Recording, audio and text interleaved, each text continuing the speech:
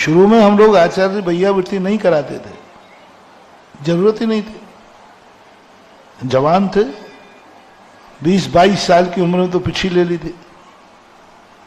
अब उस समय भैयावृत्ति क्या जरूरत? लेकिन तुम लोग तो मानने वाले नहीं हो, बुंदेलखंडी हो। तो हम लोग क्षमा, सागर जी, गुप्त सब लोग क्या करते थे, जैसे ही हम लोग सामायिक करते थे, सामायिक करके 1 घंटे करके बैठे रहते थे। और बैठे बैठे क्या करते थे, जैसे ही तुम लोग आए तो हम लोगों ने तुम्हारा नाम रखा था कमठ। तो तुरंत हम लोग कहते कमठ आ गए। पर कमठ आते ही हम लोग तुरंत चिटाई लेते थे, पहले चिटाई ओढ़ के बैठ जाते थे। तुम्हारी मजा लगे हमारी चिटाई हटा दो। तो सब लोग समझते थे कि महाराज जी अभी सामायिक में बैठे हैं। काय की सामायिक में बैठे हैं? बहुत दिन हो गए तो एक बार आचार्य से कहा, महाराज जी नए नए छुल्लकों को आपने 3-3 घंटे की सामायिक दे दी, इतनी तो आप ही नहीं करते।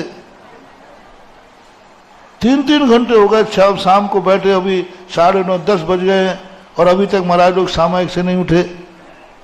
इतनी लंबी सामायिक आपने क्यों दे दी इनको? कम से कम उतनी दो जितनी आप करते हो।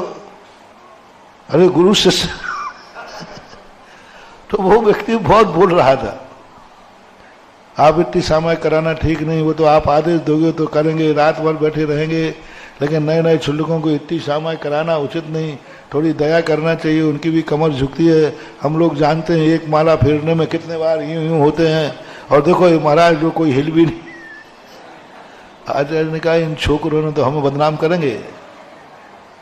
तो आचार्य धीरे से इशारा कर दिया, चिटाई खोल के देखो क्या कर रहे हैं।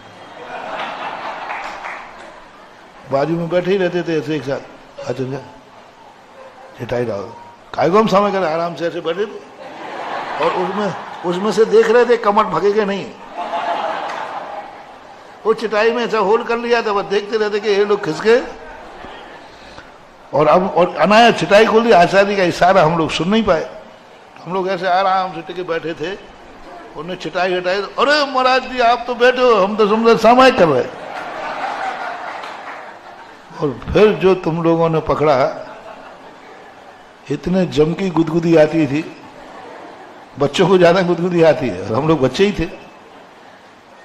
अब इतने जोर से पकड़ा और पैरों में वो ऐसे ऐसे करते हो आप लोग, और इतनी गुदगुदी आए, इतनी गुदगुदी आए, हम लोग रो पड़े।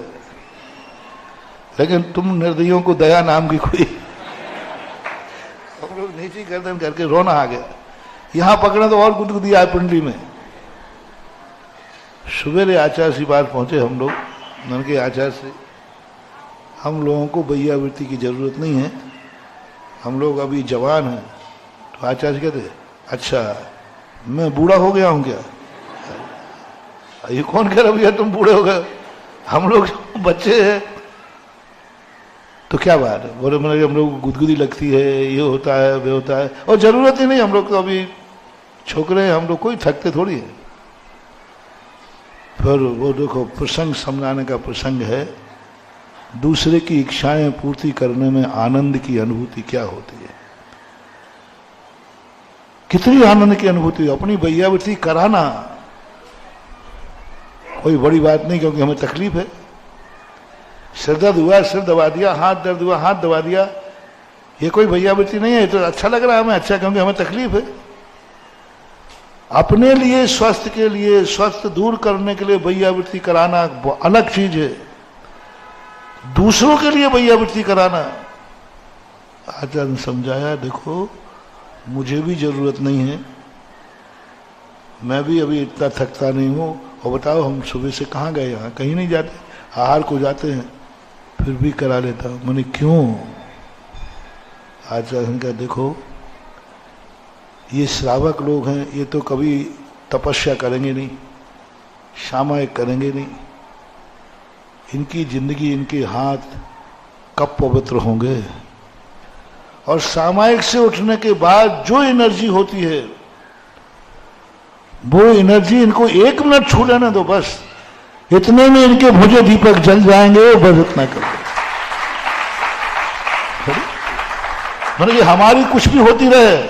बोले क्या बिगड़ता है, 2-4 बाल टूटेंगे और क्या होगा बताया? अब बाल तोड़ के जाते हो तो मुझे मालूम है। नाखून लगा के जाते हो। तुम एक आध बार कभी देखना, जब भीड़ भैयावृत्ति की होती हो ना, भैयावृत्ति के बाद थोड़ा टार से हम लोग पैर देखना, कहीं ना कहीं कोई गड़बड़ कर दे, लेकिन सहन करते, क्योंकि परोपकाराय शताम विभूति, हमारे उन्होंने कर्पूरयोग सागर ने कहा था ना। अब सारी जिंदगी परोपकार के लिए, नाखून लगे तो लगे, बाल टूटे तो और गुदगुदी लगे तो